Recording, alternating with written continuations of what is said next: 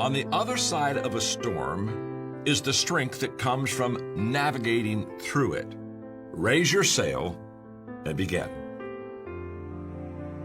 Just because you're struggling doesn't mean that you're failing. I think sometimes people equate struggling with failure. It's not. It isn't even close. In fact, if you're struggling, it tells me that you're still in the game. We don't see these incredible opportunities first, because every opportunity that you and I have is surrounded by a problem. I've never gone to an opportunity that I didn't have to go to the door of problems first. So the next time you have an obstacle, a difficulty, an adversity in your life, don't allow the crisis to numb you. Be alive, learn, feel, fail, learn. That's what it's all about if you want to make this difficult time a good time. I just want you to know that there's a hero within you. I know there is. And during this tough time, let the hero out. Let people see the best of you, your highest aspirations. You be the one who's the lifter and the encourager.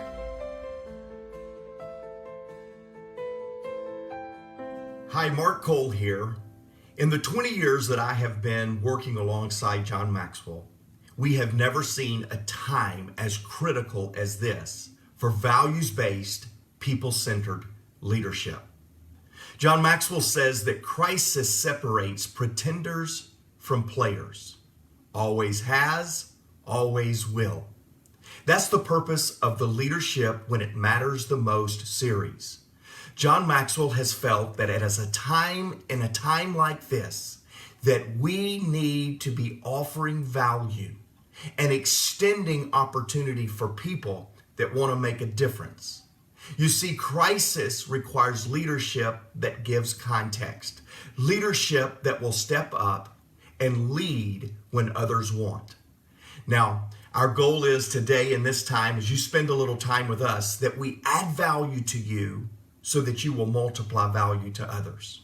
I hope that over the next few minutes, as John Maxwell shares a lesson that he has prepared for you right now, leadership when it matters the most, that you will take note, that you will take hope, and that you will take charge.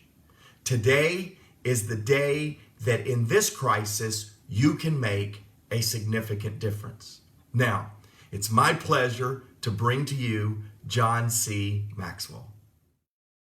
Hi, John Maxwell here. I'm so glad to be with you today and to teach another lesson that kind of, encourages us, helps us to, just cope with what's happening in our world right now. And even more than cope, helps us to get in front of our people and lead them in a correct way.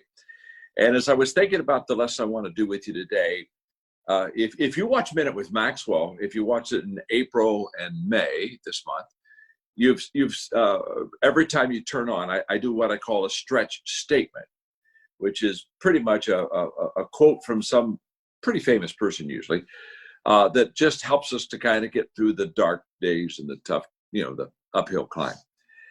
And as I was thinking about the Minute with Maxwell, I thought to myself, I want to do something that's not on Minute with Maxwell at all, but I want to give you some stretch statements in teaching, okay? And the reason that I do that is because really when we are in the middle of what we're in right now, the question is, are we going to stretch and go to something and towards something, or are we going to shrink? Are we going to pull back? Are we going to keep turning around and looking behind us instead of looking at what is before us?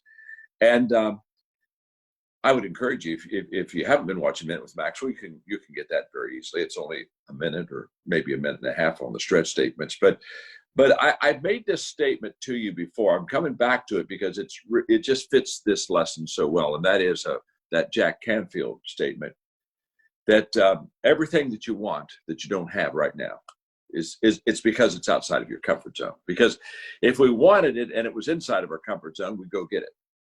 And so everything that I want in my life, everything that you want in your life, and you don't have it right now, it's because it's outside of your comfort zone, and you and I haven't yet said, I'm willing to get out of that comfort zone to get it. I'm willing to pay whatever that price is to lift that lid.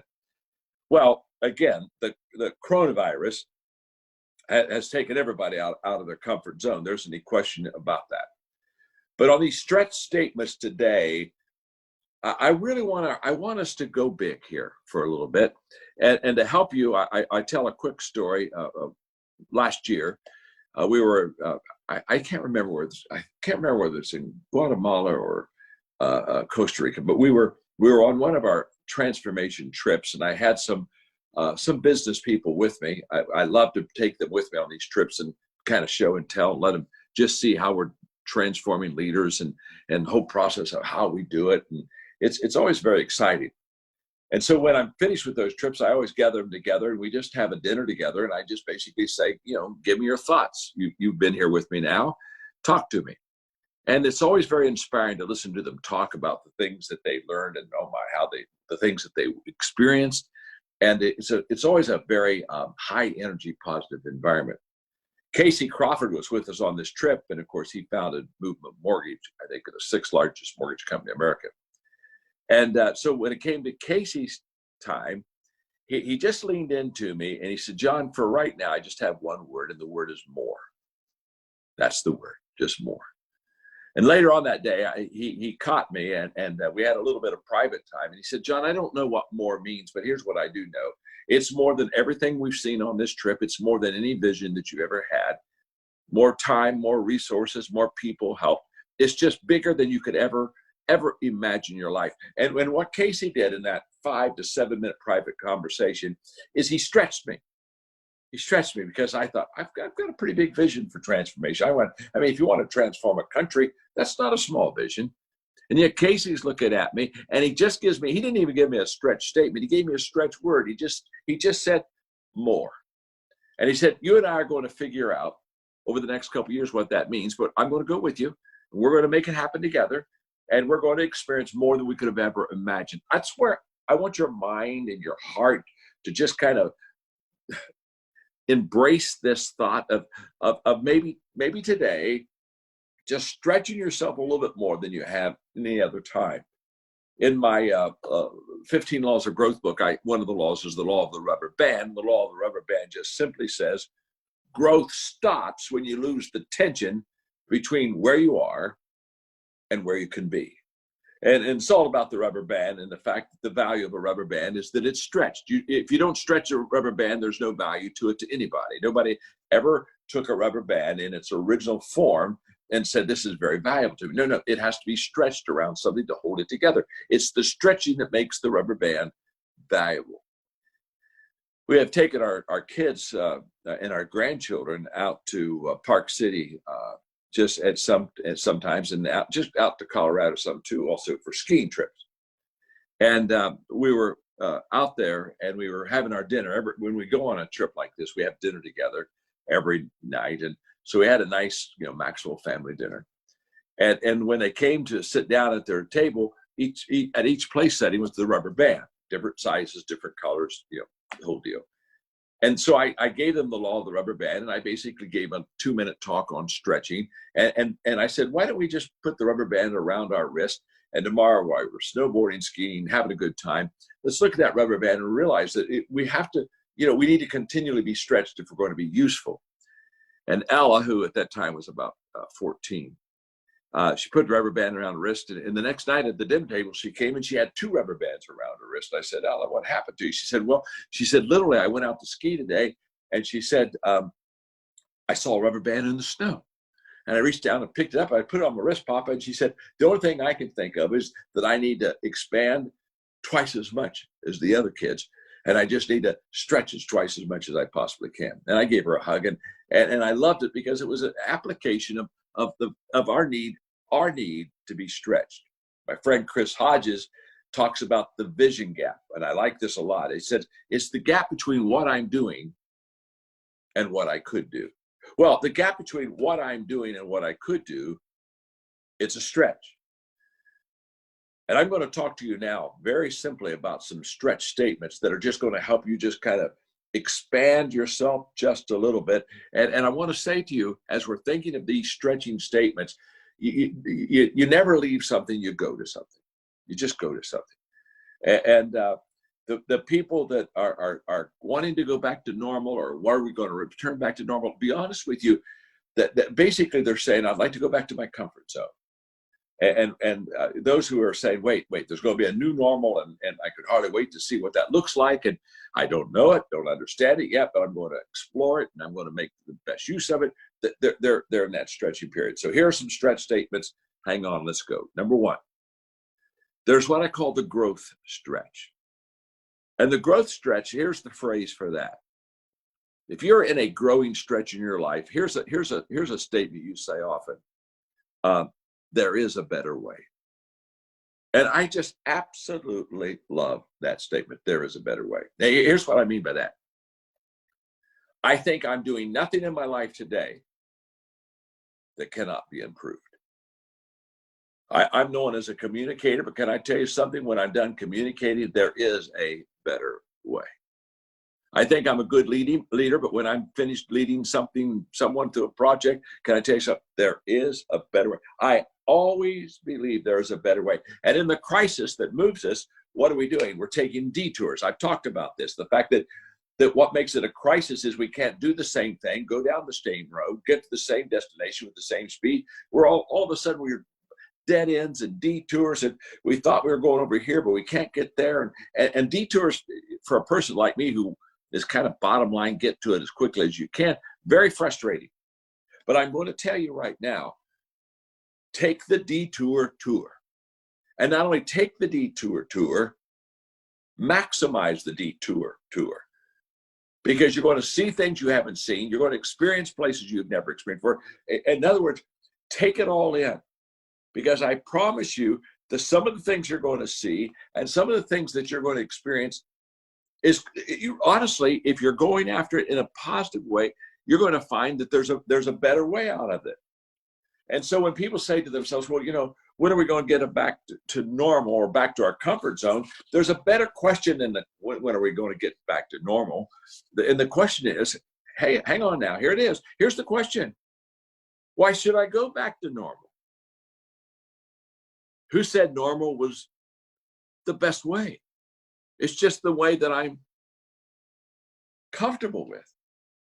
And I can promise you, if I get moved out of the old normal, it's only because the new normal has possibilities that the old one didn't. I'm going to read you something that I just picked up a couple of days ago from Abraham Maslow. Of course, you know him in the Maslow order of needs, and we all studied that in psychology in college.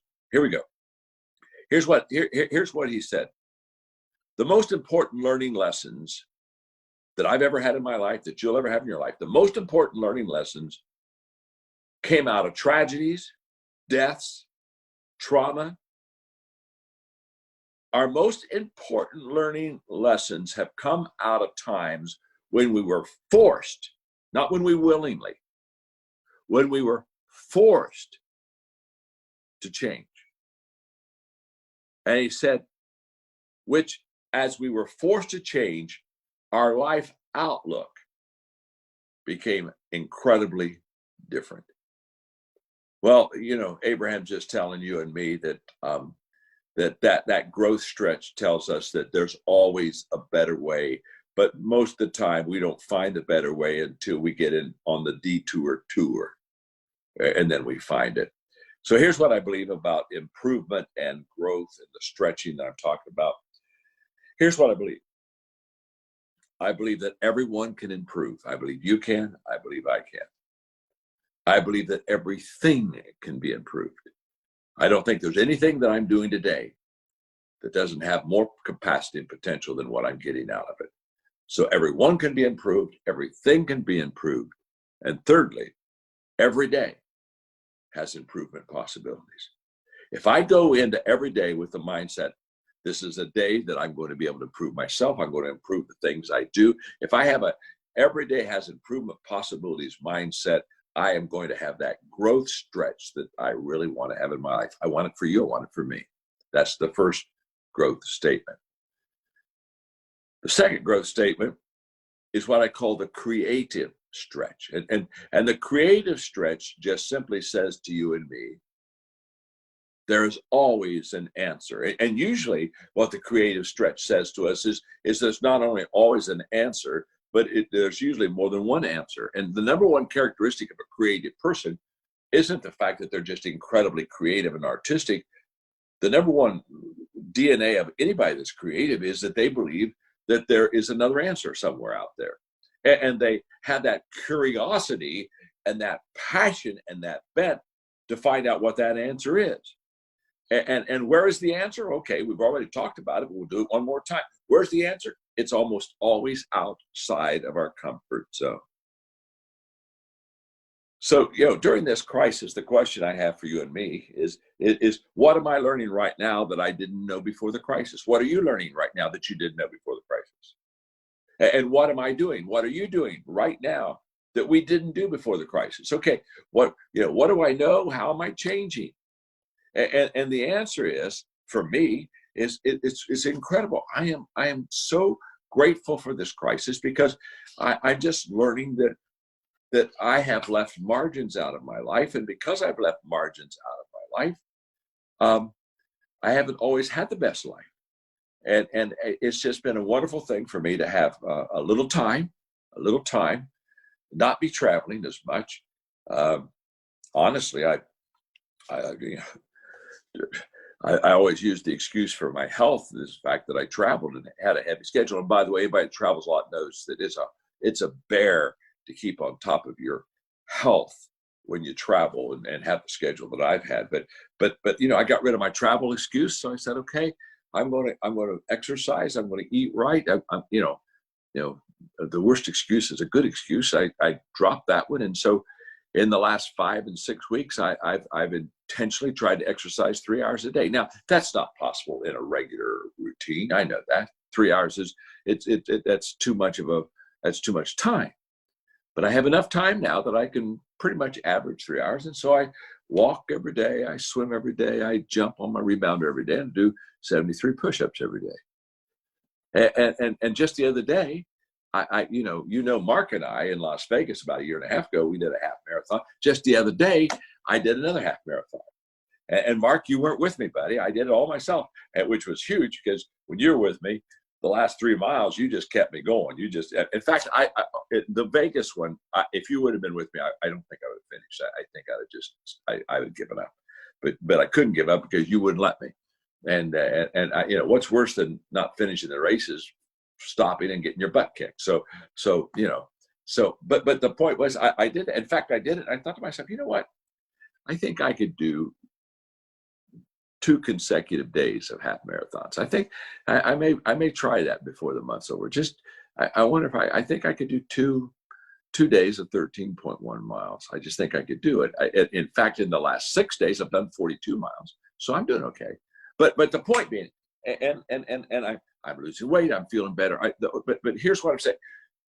Again, this whole creative stretch. What am I doing on my detour that's allowing me to stretch creatively? Let me talk to you about the third stretch for a moment, and that's the intentional stretch.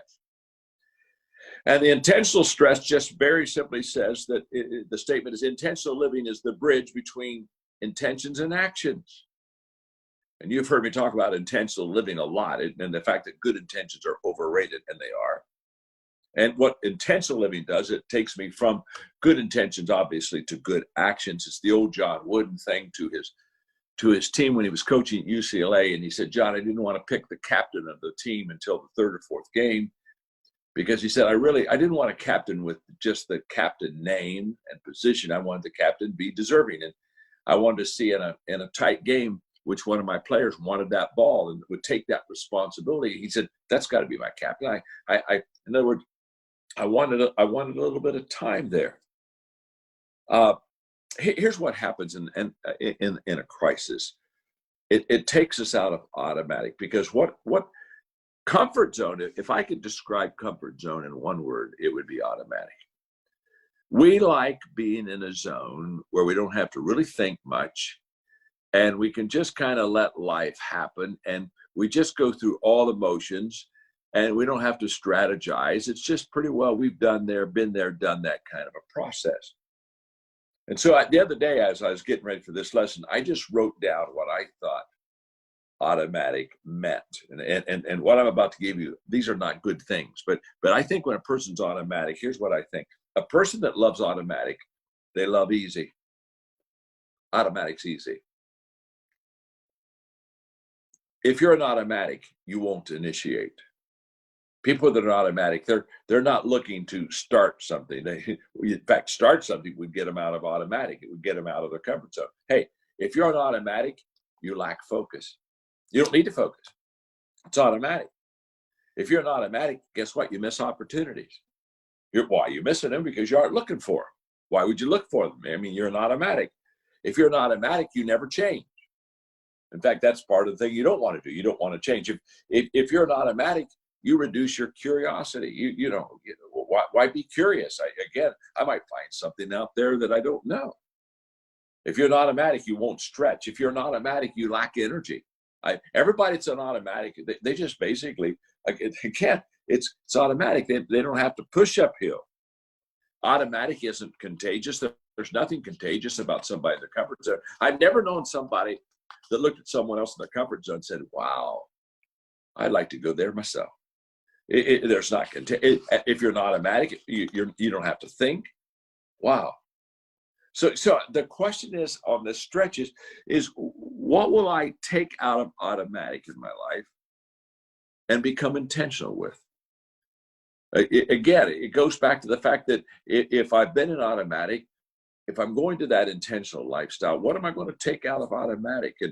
And I think this crisis has been so good for us because I think it's for some of us. You know what we're doing? We're taking out of automatic our sense of entitlement, that this is, kind of should be mine, and we're becoming more grateful. I think we're taking out of automatic a sense of I've got answers and have an arrogance about us, and we're beginning to pick up humility. I think we're taking out of automatic the whole it's all about me and selfishness, and I think that we're beginning to embrace good values.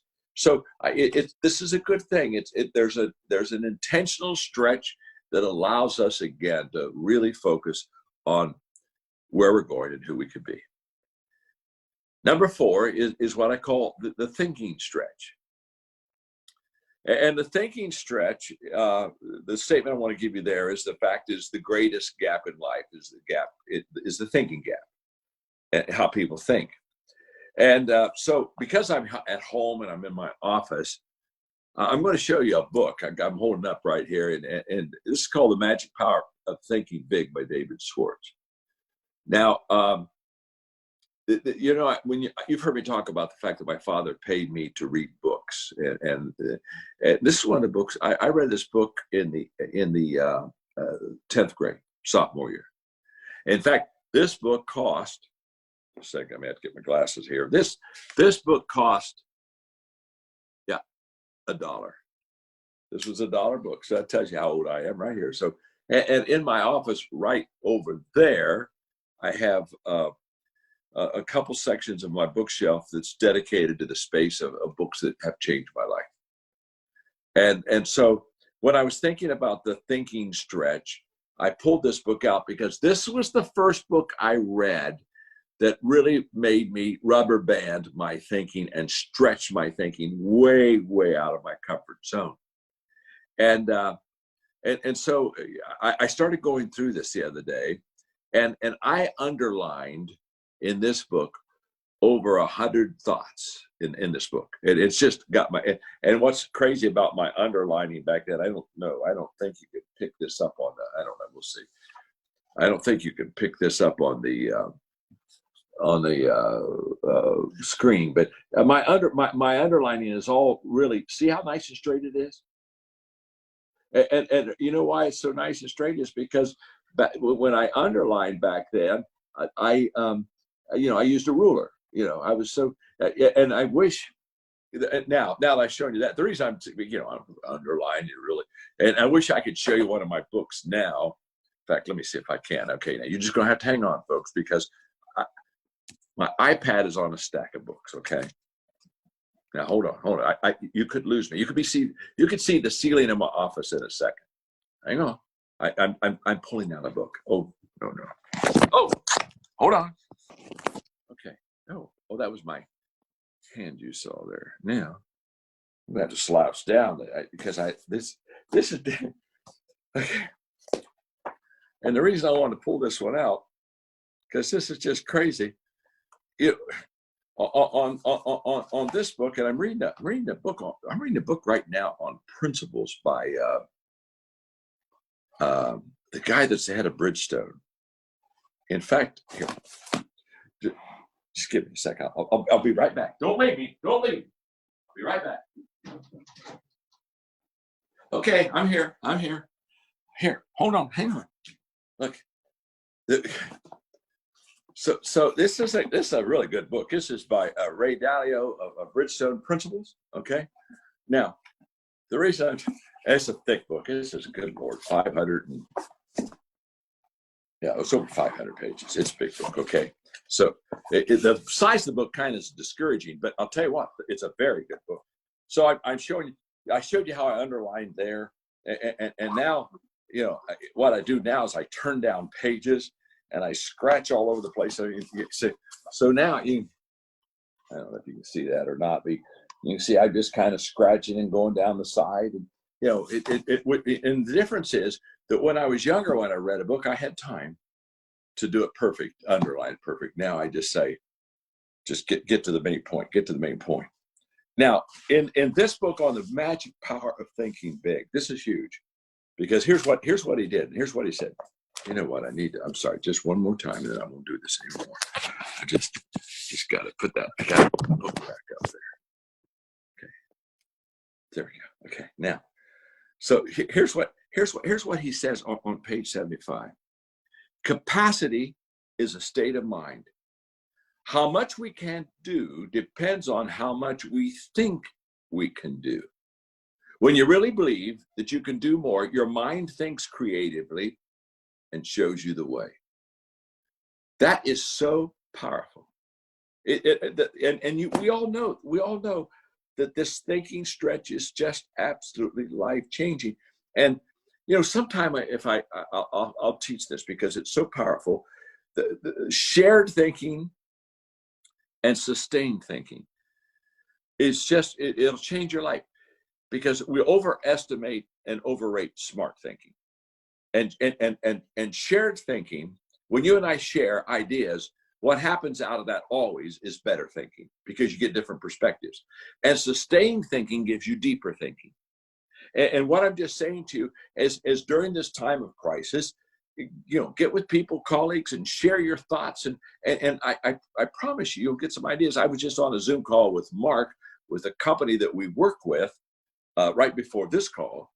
And Mark took about 15 minutes with that company and just shared with them some of the things that he had learned about social media and what to do with conferences right now.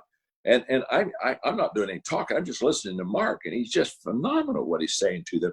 And the CEO of the company, he's just writing down notes. Mark gave him a half a dozen really good thoughts and ideas. But let me tell you something. As we interacted, there were 5 of us on that call, on that Zoom call. As we interacted, our ideas got better. We made each other see. Shared thinking makes your idea better, and sustained thinking makes your idea deeper. You drive deep and you go wide. It's a powerful thing. So in this thinking stretch, especially the moment that I look at where I am and what's happening to me, and I say to myself, I'm not going to allow the thinking of most people. In fact, when the virus started, there was a statement I had to be careful of making, because it sounded very unsympathetic, and I didn't mean it that way. But just because it's raining on your parade doesn't mean I'm going to let it rain on my parade. Now, listen to me very carefully. I'm going to contextualize that now, because there's been a lot of tragedy. We know that. Here's what that means. I'm not going to allow your thinking, which is probably scarcity, negative, full of fear. I'm not going to let your thinking invade my mind at all. I don't have to. I choose to reframe the situation I'm in. You see, I don't deny the situation I'm in. I just reframe it. In fact, I hope you can be with me in our next week's lesson, because in the next week's lesson, I'm going to talk about courage. And I'm going to talk about courage to continue. Because you see, there's two types of courage. There's a courage that I do for the moment, and wow, that was a courageous act you just did. And then there's the courage that I do for weeks and months because the issue doesn't go away. And the courage to continue on in that process is just absolutely essential to my success, and it's essential to your success. And I'm going to talk about that next week.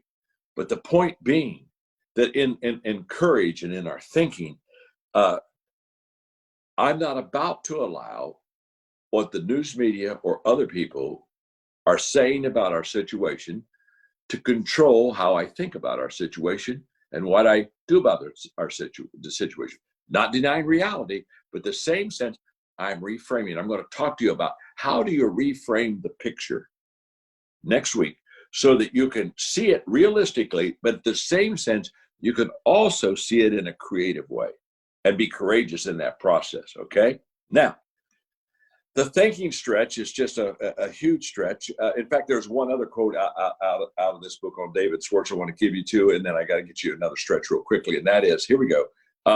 Where success is concerned, people are not measured in inches or pounds or college degrees or family background. They are measured by the size of their thinking. So the stretch statements I've given you, first of all, the growth stretch, which says there's a better way. There's the creative stretch, which says there's always an answer. There's the intentional stretch, which says intentional living is the bridge between intentions and actions. And then there's the thinking stretch, which says the greatest gap is how people think. The last stretch I want to give you is the perspective stretch. And the perspective stretch basically says there is no finish line. It's a big picture stretch.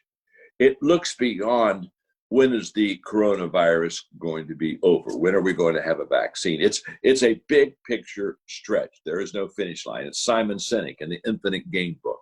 It's allowing you to soar above other people's thinking and other people's actions and really have a perspective that is different than others, because how we view things is how we do things.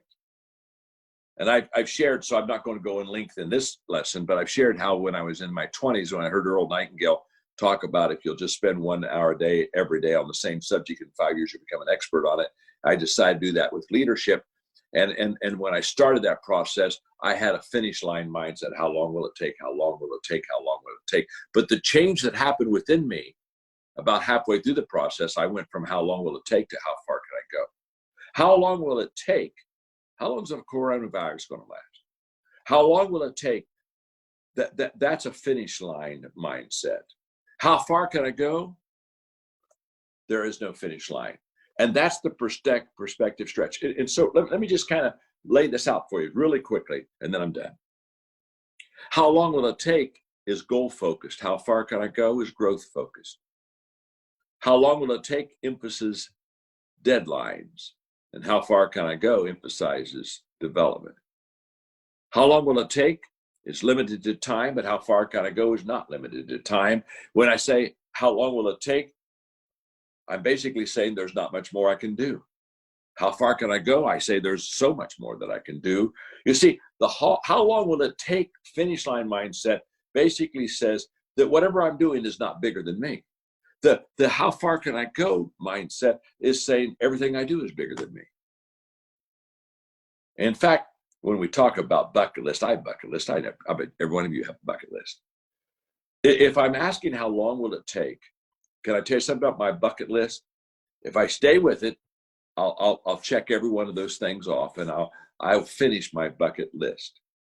But if I have a perspective that there's no finish line, guess what? My bucket list never gets finished. Yeah. Because can I tell you something about this perspective? It's bigger than a bucket list. And let me tell you something else about this perspective. It's bigger than me. And what that means is I get to play a game that is bigger than me, for stakes that are bigger than me, for life change and difference that's bigger than me. And now all of a sudden, when I look at COVID-19, all of a sudden when I'm looking where I am right now, although I see the issues, I see beyond the issues. I have a farther look than just when will this be finished. My look right now is the fact that sometime it will be finished. The question is not, when is COVID-19 going to be over? The question is, how am I growing during COVID-19 so that when it is over, I'm better then than I am now? That's the question. How is my business going to be better afterwards because I got creative and I began to marshal my leaders and my people together and said, hey, this is an opportunity for us to go to a whole new level. That's the question. The question is not when the COVID-19 is over, what we don't want to say is we got so wrapped up in it that we were over. We were bigger than that. Our perspective was much broader, higher, longer, further than that. So those are 5 stretch statements. Here's what I know when I did the lesson. On every one of them, I asked myself, is this stretching me? Am I getting better because I'm having this perspective stretch or this thinking stretch? Am I improving because of these stretch statements? Well, I'm doing my best. But you know what's even more important to me? Not only that I'm doing my best to stretch, it's just as important to me that you are too. And that's the reason. That's the reason. That is the reason we come to you every week. Just to stretch you and make you a little bit bigger, a little bit better. You know, I've talked one other time, and I just want to share with you in closing today that one of my greatest joys is the coaching company that I have. Because we really equip people. We put them in leadership lanes, speaking lanes, entrepreneurial lanes, coaching lanes. We have an organization that just makes people a lot better. And last week I talked about it just briefly, and hundreds of you went to the webinar and so that you could learn more about the company. And so if you just go to coachwithjohn.com, that's it. Just coach with me, coachwithjohn.com. I like that. If you just go to it, we have a webinar. You can just find out a little bit more about what we're doing and join many people. We have 33,000 coaches around the world. So come and see what we can do to help equip you so that when you get through this crisis, you'll even be better equipped than you have before. Anyway, it's been good to be with you. Thanks for just letting me share from my heart. I love you. I believe in you. And I want only the best for you. Because my name is John, and I'm your friend.